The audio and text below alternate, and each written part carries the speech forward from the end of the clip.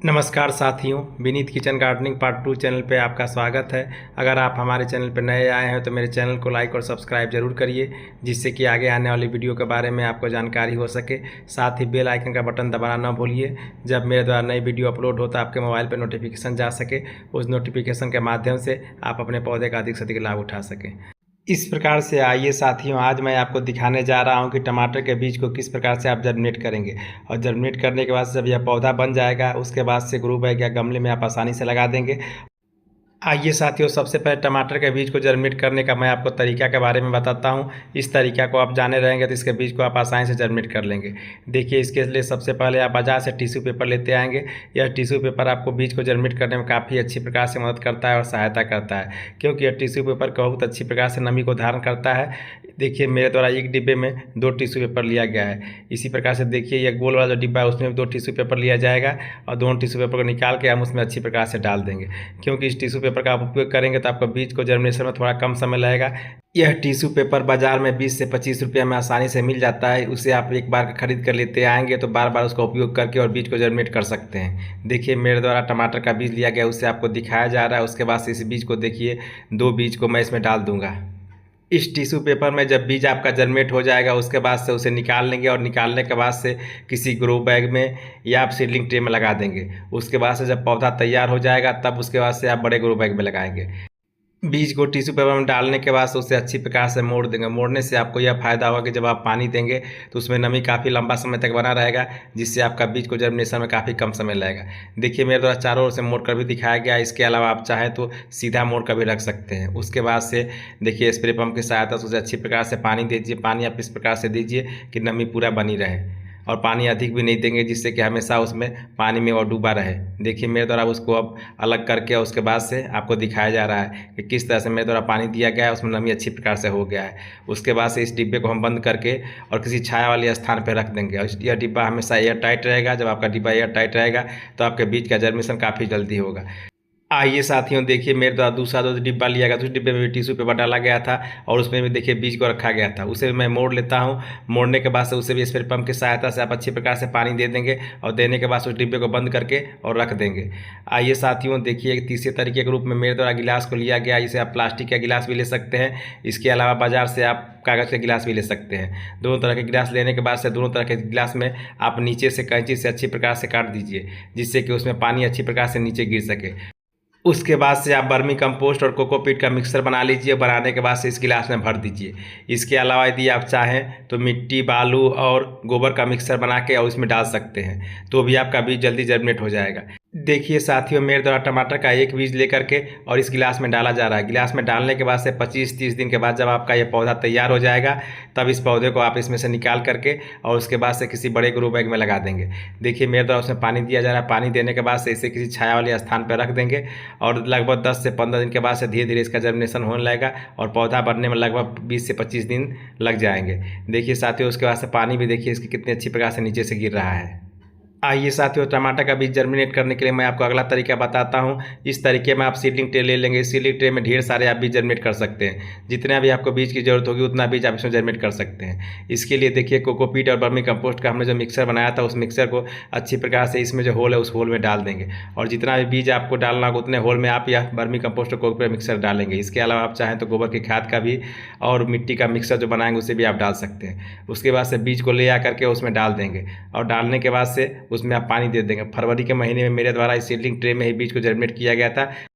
उस समय मेरा बीज काफ़ी अच्छी प्रकार से जर्मिनेट हो गया था, मगर इस समय मैं सीडलिंग ट्रे का उपयोग नहीं कर रहा हूँ। सीडलिंग ट्रे में बीज डालने के बाद से उसे अच्छी प्रकार से स्प्रे पंप की सहायता से आप पानी दे देंगे। पानी आप इस प्रकार से देंगे कि नमी नीचे तक जा सके और पानी नीचे से निकल जाए, जिससे कि उसमें जब नमी बनी रहेगी 4-5 दिन में, तो बीज धीरे धीरे नीचे से उसको जर्मिनेशन का अवसर मिलेगा। अगले तरीके के रूप में आप चाहें तो टमाटर के बीज का जर्मिनेशन गमला या ग्रो बैग में भी कर सकते हैं।